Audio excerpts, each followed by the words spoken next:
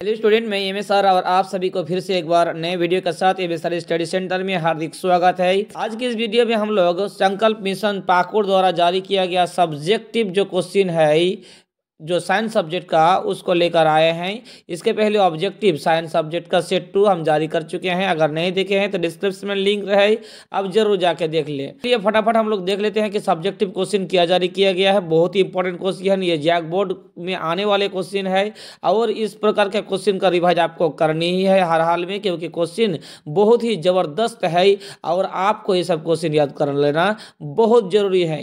तो चलिए देख लेते हैं कि क्या क्या क्वेश्चन दिया गया है। आप लोगों को कुछ सामान्य निर्देश दिया गया है जिसमें आपको सभी को जानकारी है कि सेक्शन ए, सेक्शन बी और सेक्शन सी से बांटा गया है क्वेश्चनों को। सेक्शन ई में जो 7 क्वेश्चन है इसमें से 5 आंसर देना है, सभी के लिए 2 मार्क रखा गया है। 8 से 14 तक सेक्शन बी होता है, यानी 7 क्वेश्चन, इसमें 5 क्वेश्चन का आंसर देना है जिसमें 3 अंक निर्धारित है प्रत्येक क्वेश्चन के लिए। और 15 से 19 जो सेक्शन सी में है 5 क्वेश्चन, इसमें से आपको 3 क्वेश्चन का आंसर देना है, सभी प्रश्नों के लिए 5 अंक निर्धारित है। तो इस प्रकार निर्देश तो हम लोग को याद है, ये सबको जान के क्या करेंगे। तो चलिए देख लेते हैं, सेक्शन ए से स्टार्ट करते हैं हम लोग। सेक्शन ए का पहला क्वेश्चन इस प्रकार है, क्या है? विद्युत धारा के एसआई मात्रक लिखिए। किसी चालक में विद्युत धारा मापने के लिए किस उपकरण का प्रयोग किया जाता है? बहुत ही जबरदस्त क्वेश्चन है। का आंसर आप इस प्रकार लिख के निकल सकते हैं। ये देखिए बहुत अच्छा सा क्वेश्चन लिखे हैं कि विद्युत धारा के एसआई मात्रक जो है वो एम्पियर है और विद्युत धारा मापने के लिए एमीटर यंत्र का उपयोग किया जाता है। तो बहुत ही आसान भाषा में इसका आंसर लिखा गया है, आपको बहुत ही अच्छा लगेगा, आप याद कर लीजिएगा। क्वेश्चन नंबर 2 में ये पूछा गया है कि उस दर्पण का नाम बताइए जो बीम का सीधा और आवर्धित प्रतिबिंब बना सके। तो बहुत ही इंपॉर्टेंट क्वेश्चन है, इसका आंसर इस प्रकार हम लोग लिख देंगे। क्वेश्चन नंबर 2 का आंसर इस प्रकार लिखेंगे कि उसका आंसर जो होगा वह होगा अवतल दर्पण। 2 नंबर हम लोग को आराम से मिल जाएगा। क्वेश्चन नंबर 3 इस प्रकार है कि सोल्डर जो एक मिश्र धातु है वो किन धातुओं को मिलकर बना है? बहुत ही अच्छा क्वेश्चन है। क्वेश्चन का आंसर हम इस प्रकार लिखेंगे कि सोल्डर जो है वो एक मिश्र धातु है, वो टीन यानी एसएन तथा लेड यानी पीबी मिलकर बना होता है। बहुत आराम से लिख लीजिएगा, सोल्डर क्या है? टीन और लेड का मिश्र धातु है। क्वेश्चन नंबर 4 में ये पूछा गया है कि निम्नलिखित में कौन से यौगिक समजातीय श्रेणी में होते हैं? इसमें दिया गया है CH4 यानी मीथेन, फिर C2H4 यानी इथीन, फिर C2H6 जो दिया गया है इथेन, या C2H2 इथाइन। इस प्रकार दिया गया है, आपको समजातीय श्रेणी खोजना है। तो चलिए समजातीय श्रेणी इस प्रकार हम लोग खोज लेते हैं। आंसर इस प्रकार लिख लेना है कि CH4 जो है ये मीथेन और C2H6 जो है वो है इथेन। दोनों यहाँ समजातीय श्रेणी है क्योंकि दोनों जो है ये एल्केन, ये सिंगल बॉन्ड में आता है, ये एल्केन समूह में आता है। आराम से लिख लीजिएगा। नंबर 5 इस प्रकार है कि समवृत्तीय अंग किसे कहते हैं? उदाहरण दे। तो क्वेश्चन का आराम से आंसर इस प्रकार लिख लीजिएगा। समवृत्तीय अंग किसे कहते हैं? कि जीवों की ऐसे अंग या संरचना जो रचना या उत्पत्ति में भिन्न भिन्न होता है परंतु कार्य में समानता होता है, उसे समवृत्तीय अंग कहते हैं। मतलब ऐसा अंग जो होता है जिसमें काम सेम रहे, उत्पत्ति संरचना भिन्न भिन्न हो, उसे समवृत्तीय अंग कहते हैं। जैसे पक्षी का पंख हो गया, कीट का पंख हो गया, चमगादड़ का पंख हो गया, ये सब समवृत्तीय अंग का उदाहरण है। तो हो गया आंसर। क्वेश्चन नंबर 6 इस प्रकार है कि एसिटिक अम्ल जो होता है या एसिटिक अम्ल जो होता है इसका प्राकृतिक स्रोत क्या है? मतलब हम कहाँ से प्राप्त कर सकते हैं एसिटिक अम्ल और एसिटिक अम्ल प्राकृतिक रूप से नेचुरली? तो चलिए फटाफट देख लेते हैं इसका आंसर। 6 नंबर का आंसर इस प्रकार लिखेंगे कि एसिटिक अम्ल जो है वो सिरका में पाए जाते हैं और सिट्रिक अम्ल जो पाए जाते हैं ये संतरा या नींबू में पाया जाता है। तो हो गया, हम फटाफट चल रहे हैं। नंबर 7 में यह पूछा गया कि आप अपने व्यवहार का एक उदाहरण दिए जो ये बताते हैं कि आप पर्यावरण मित्र है।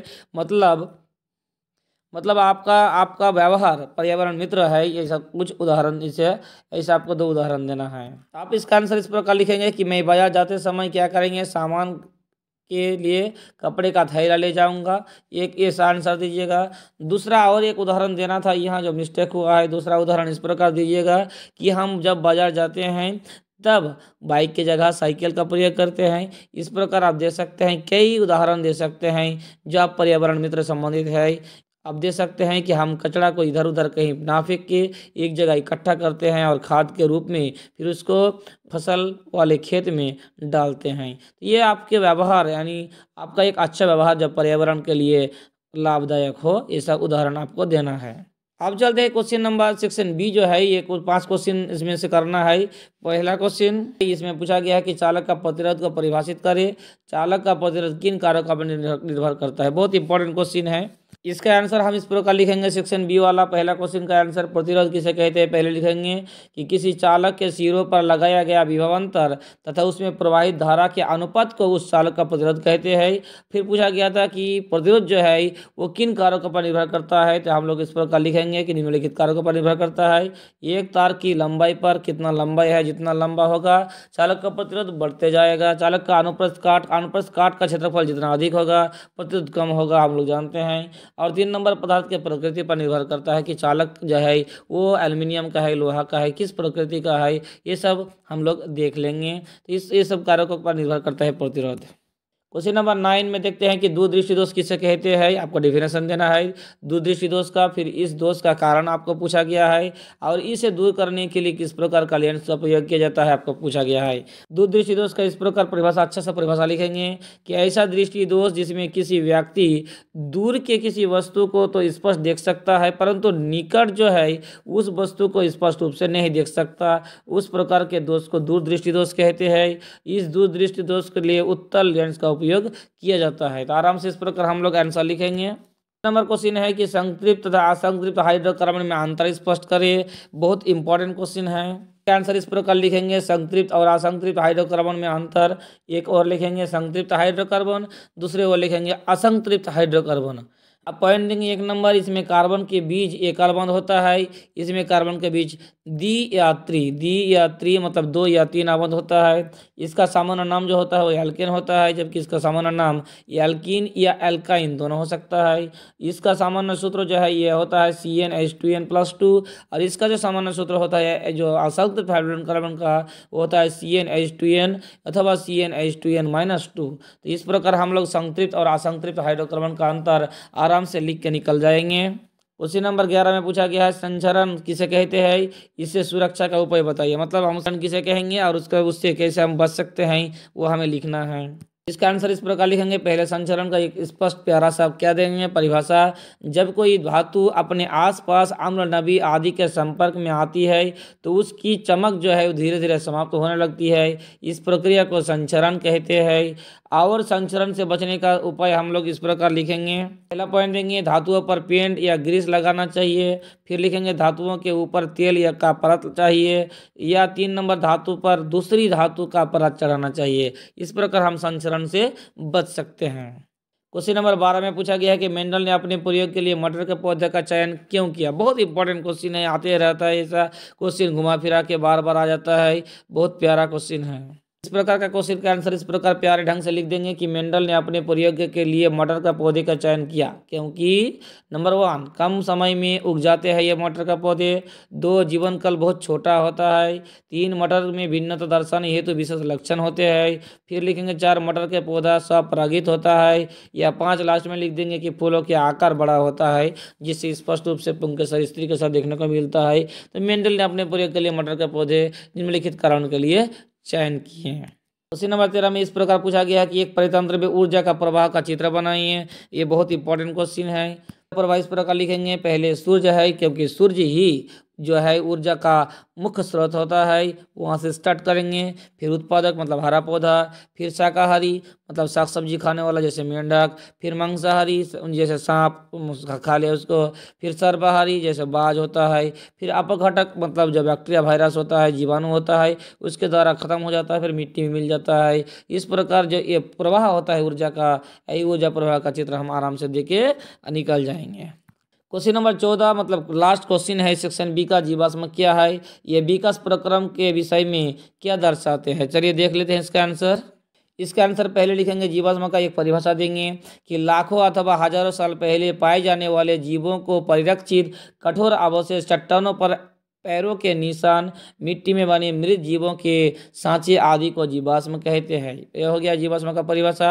अब हमें जीवाश्म हमें जैव विकास के बारे में निम्नलिखित बातें दर्शाते हैं। क्या क्या? नंबर 1 ऐसी कौन सी स्पीसीज है जो कभी जीवित था परंतु अब लुप्त हो गई है। मतलब कोई जीव था, कोई स्पीसीज था, कोई जाति था जो अभी जीवित नहीं है पहले था, इसकी जानकारी हमें जीवाश्म के द्वारा मिलती है। नंबर 2 कि ऐसे जीवों के अवशेष जीवाश्म के रूप में मिले जो कि एक वर्ग के जीवों का उनसे विकसित उच्च वर्ग के बीच की कड़ी के जीवों का स्वरूप बताते हैं। मतलब जो जैसे पक्षी और मछली जो है, दो जीव है, दो प्रजाति है, उनके बीच की कड़ी ये जीवाश्म बताता है कि कौन से जीव से कौन से जीव की उत्पत्ति उच्च वर्गीय में धीरे धीरे होते गया। तो यह हुआ जीवाश्म और इससे हमें विकास के बारे में कुछ दर्शाया जाता है। अब चलते हैं सेक्शन सी में, जिसमें 5 क्वेश्चन दिया रहेगा, आपको 3 क्वेश्चन का आंसर देना है। चलिए देख लेते हैं। पहला क्वेश्चन बहुत ज़्यादा इंपॉर्टेंट क्वेश्चन है कि ओम का नियम लिखिए और इसका सत्यापन कीजिए। तो चलिए इसका आंसर इस प्रकार हम लोग देख लेते हैं। पहले इस प्रकार लिखेंगे कि ओम का नियम जो है कि स्थिर ताप पर किसी चालक से प्रवाहित होने वाले विद्युत धारा चालक के सिरों के बीच का विभवांतर का समानुपाती होता है। ये तो आपको याद कर लेना ओम का नियम। अर्थात हम लोग जानते हैं कि भी समानुपाती जो होता है आई होता है, जहाँ भी क्या है, भी है विद्युत विभवांतर, और आई जो होता है धारा होता है। फिर भी बराबर आई आर लिख सकते हैं। आर क्या है, नियतांक है, कांस्टेंट है। इस प्रकार हम लोग जानते हैं ओम का नियम का परिभाषा हम लोग लिख लेंगे। फिर आगे बढ़ेंगे और पूछा गया था कि सत्यापन कीजिए। सत्यापन इस प्रकार करेंगे कि ओम के नियम के सत्यापन के लिए सबसे पहले एक परिपात बनाते हैं। ये जो परिपात है, परिपात बनाते हैं, उस परिपात में एक बैटरी है, एक कुंजी है, एक एमीटर है और एक धारा नियंत्रक श्रेणी क्रम में जुड़ा है। श्रेणी क्रम में जुड़ा है मतलब ये से श्रेणी क्रम होता है, ऐसे श्रेणी क्रम में जुड़ा है। आपको तो याद है श्रेणी क्रम। इसके बाद है प्रतिरोध को समांतर क्रम में, जो समांतर क्रम है इसमें एक वोल्ट मीटर भी लगा देते हैं। इस उपकरण को उपरोक्त चित्रों की तरह व्यवस्थित करते हैं। इस जो चित्र है इस तरह हम लोग व्यवस्थित कर लेते हैं। फिर क्या है, जैसे ही कुंजी यानी के जो हम लोग का स्विच होता है का ऑन करते हैं तो परिपथ में धारा बहने लगती है। परिपथ में लगे धारा नियंत्रक जो होता है वो उसके द्वारा धारा के भिन्न भिन्न मानों के लिए विभवांतर का भिन्न भिन्न मान नोट कर लेते हैं। और जब धारा का और विभवांतर के बीच ग्राफ खींचते हैं तो ये ग्राफ सरल रेखीय आता है, जिससे ओम का नियम जो है वो सत्यापित हो जाता है। तो हम लोग इस प्रकार एक ग्राफ दे देंगे और ये आई मतलब धारा, ये हो गया वोल्ट, और ये भी बराबर आई आर। इस प्रकार एक ग्राफ दे देंगे, हो गया ओम का नियम और इसका सत्यापन। क्वेश्चन नंबर 16 में इस प्रकार पूछा गया है कि विद्युत चुंबकीय प्रेरण से आप क्या समझते हैं, प्रयोग द्वारा स्पष्ट करिए। क्वेश्चन इंपॉर्टेंट है। इसका आंसर इस प्रकार लिखेंगे। 16 नंबर का विद्युत चुंबकीय प्रेरण जो है इसका एक परिभाषा देंगे कि किसी चालक को किसी परिवर्ती चुंबकीय क्षेत्र में रखने पर उस चालक के सिरों के बीच विद्युत वाहक बल उत्पन्न होने को विद्युत चुंबकीय प्रेरण कहते हैं। फिर यहाँ दिखा देंगे कि प्रयोग क्या है, इसका प्रयोग कैसे करेंगे। देखिए, लकड़ी या प्लास्टिक का खोखली नली के ऊपर बहुत लपेटने वाली विसंवाहित चालक तार को लपेट देते हैं। ये इसमें क्या होता है कि कोई खोखली जो है लकड़ी या प्लास्टिक का नली है, उसमें हम लोग क्या करेंगे, तार लपेट देंगे। तार के सिरों को एक गैल्वेनोमीटर यानी जी से जोड़ते हैं। ये जो यहाँ जी जुड़ा हुआ है कि यहाँ जी से जुड़ा हुआ है वो जोड़ते हैं। एक शक्तिशाली स्थायी क्षण चुंबक को तेजी से खोखली नली के भीतर ले जाते हैं। ऐसा करने से गैल्वेनोमीटर की सुई में विक्षेपण उत्पन्न होता है। चुंबक की गति की दिशा में बदलने पर गैल्वेनोमीटर की सुई का विक्षेप हो या दिशा भी बदल जाती है। चुंबक को स्थिर रखने पर गैल्वेनोमीटर की सुई में कोई विक्षेप नहीं होता है। इस प्रकार आप वर्णन कर दीजिएगा। अब चुंबक को उत्तरी ध्रुव को कुंडली के से बाहर लाते हैं तो गैल्वेनोमीटर की सुई जो है वो विक्षेप उत्पन्न होता है। इससे स्पष्ट है कि कुंडली के सापेक्ष चुंबक की गति एक प्रेरित विभवांतर उत्पन्न करती है, जिसके कारण परिपथ में प्रेरित विद्युत धारा प्रवाहित होती है। तो इस प्रकार हम आराम से कुछ लिख के निकाल सकते हैं। अगर आपको छोड़ना है तो ये सब क्वेश्चन छोड़ भी सकते हैं, क्योंकि आपको 5 में से 3 ही आंसर देना है। क्वेश्चन नंबर 17 ये ऐसा है कि समवायिता किसे कहते हैं, पेंटन के समवाय का नाम और संरचना सूत्र लिखिए। इस प्रकार का आंसर आराम से आप लिख सकते हैं। ये सब क्वेश्चन आपको नहीं छोड़ना चाहिए, बहुत आसान सवाल है। देखिए क्या है, पहले लिख देंगे समवायवता क्या है कि वे कार्बनिक यौगिक जिनके अणुसूत्र समान रहते हैं लेकिन भौतिक और रासायनिक गुण भिन्न भिन्न होते हैं समवायवी कहलाते हैं, और ऐसी घटना समवायवता कहलाती है। बहुत आराम से आप लिख सकते हैं। फिर पेंटेन का समवायव पूछा गया है। आप याद रखिएगा कि पेंटेन का 3 समवायव होते हैं। एक होता है नॉर्मल पेंटेन, एक होता है आइसोपेंटेन, एक होता है नियोपेंटेन। तो आप नॉर्मल पेंटेन में क्या कीजिएगा, पेंट मतलब 5C और एन मतलब सभी बॉन्ड जो है एल्केन के ग्रुप में आता है, यानी ये सिंगल बॉन्ड का होगा। तो 5C में 12 एच लगा दीजिएगा तो नॉर्मल पेंटेन होगा। उसी प्रकार सब में सेम टू सेम है। सिर्फ क्या कीजिएगा, यहाँ 5C जो है वो लगातार सीरीज में है, श्रेणी क्रम में। तो इसमें थोड़ा सा हम लोग बदलाव करेंगे कि यहाँ जो है 4 देंगे और नीचे 1 दे देंगे, लेकिन ऐसे सब में लगा देंगे, हो जाएगा आइसोपेंटेन। और यहाँ देखिए नियोपेंटेन में क्या है कि 3C दिए और ऊपर 1C और नीचे 1C दिए, इस प्रकार सजाए। बाकी चारों बॉन्ड को पूर्ण करने के लिए हाइड्रोजन लगा दिए तो नियोपेंटेन हो गया। तो आराम से आप, ये क्वेश्चन बहुत इंपॉर्टेंट क्वेश्चन है और मतलब लगेगा कि आपको टफ है, कुछ नहीं है। आराम से इस प्रकार लिख के निकल जाइएगा। समवायवता और पेंटेन के समवायवता सब कुछ लिख के निकल सकते हैं। क्वेश्चन नंबर 8 में पूछा गया है ए नंबर में कि वंशानुगत लक्षण जो है उससे आप क्या समझते हैं। मेंडल के प्रयोगों से कैसे पता चला कि विभिन्न विकल्पी लक्षणों स्वतंत्र रूप से वंशानुगत होते हैं। तो इस प्रकार हम लोग आंसर लिखेंगे। पहले लिखेंगे वंशानुगत लक्षण होता क्या है। ऐसा लक्षण जो आनुवंशिक रूप से निर्धारित होती है तथा जो एक पीढ़ी से दूसरी पीढ़ी में चलती रहती है वंशानुगत लक्षण कहलाता है।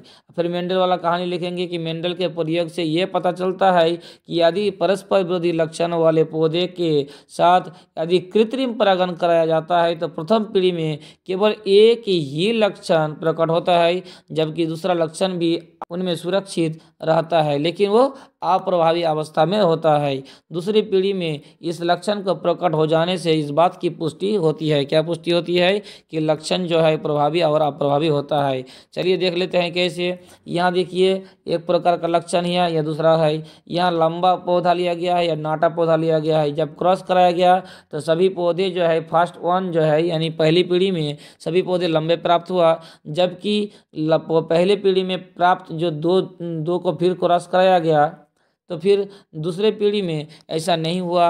दूसरे पीढ़ी में प्रभावी अप्रभावी लक्षण दिखा और क्या हुआ कि कुछ पौधे जो है लंबे और कुछ पौधे नाटे प्राप्त हुआ। इसका मतलब था कि कुछ लक्षण जो है वो अप्रभावी रूप से उसमें सुरक्षित था, जो बाद में दूसरे पीढ़ी में ये प्रकट ले लिया। इस प्रकार का कहानी है। इसमें कहानी को इस प्रकार वर्णन कीजिएगा कि F1 पीढ़ी में सभी पौधे लंबे थे तथा पुनः F1 पीढ़ी के 2 पौधों को संकरण किया गया, तब F2 पीढ़ी में लंबे एवं बौने पौधे प्राप्त हुआ। इससे लंबे तथा बौने पौधे में अनुपात जो है वो 3:1 था, अर्थात लंबे एवं बौनेपन का लक्षण जो है स्वतंत्र रूप से वंशानुगत होते हैं। लिख लीजिएगा आप, बाद में आउट करते रहिए, स्क्रीनशॉट लेते रहिए।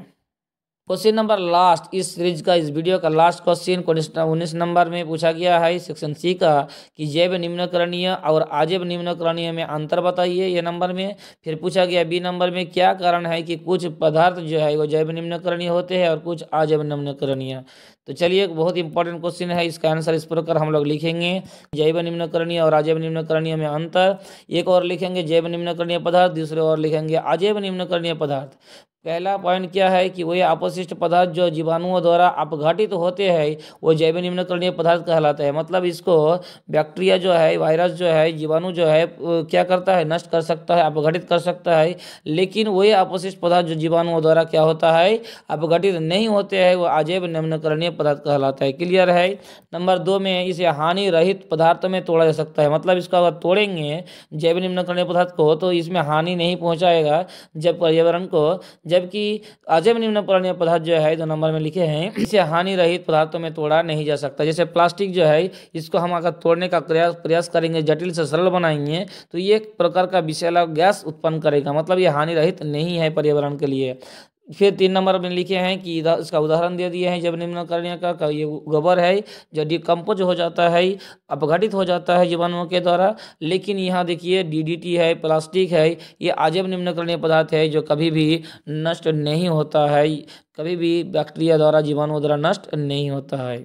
2 नंबर में पूछा गया था कि क्या कारण है कि कुछ पदार्थ जो होता है वो जैव निम्नकरणीय होता है, जबकि कुछ पदार्थ जो होता है अजैव निम्नकरणीय होता है। कैसे, चलिए देख लेते हैं इसका आंसर। जैव निम्नकरणीय पदार्थ जो है वो जैविक प्रक्रमों से अपघटित हो जाते हैं। वो जीवाणु तथा अन्य प्राणियों के द्वारा उत्पन्न एंजाइमों की सहायता से समय के साथ अपने आप अपघटित हो जाता होकर पर्यावरण का हिस्सा बन जाता है। लेकिन अजैव निम्नकरणीय पदार्थ जो है वो जैविक प्रक्रमों से अपघटित नहीं होते हैं। यही कारण है कि कुछ पदार्थ जो है जैव निम्नकरणीय है एवं कुछ पदार्थ जो है अजैव निम्नकरणीय है। तो इस प्रकार आप आराम से क्वेश्चन का आंसर लिख सकते हैं। उम्मीद है कि आपको समझ में आ गया होगा। हम जल्दी जल्दी इसको फास्टली पढ़े। उम्मीद है कि फिर भी आपको कुछ ना कुछ फायदा होगा। अगर कुछ आपका फायदा हुआ होगा तो वीडियो को लाइक कीजिएगा, शेयर बटन के साथ सभी को दबा कर शेयर कर दीजिए ताकि सभी के पास इस प्रकार का वीडियो उपलब्ध हो और आप यहाँ तरीके से अच्छे तरीके से तैयारी कर सके और अच्छे नंबर हासिल कर सके। और वीडियो में नए हैं या चैनल में नए हैं या चैनल के साथ नहीं जुड़े हैं तो सब्सक्राइब बटन के साथ साथ बेल आइकन प्रेस करके चैनल के साथ जरूर जुड़ जाइएगा। इस प्रकार लगातार वीडियो पाने के लिए मिलते हैं एक और नए वीडियो के साथ। तब तक के लिए धन्यवाद।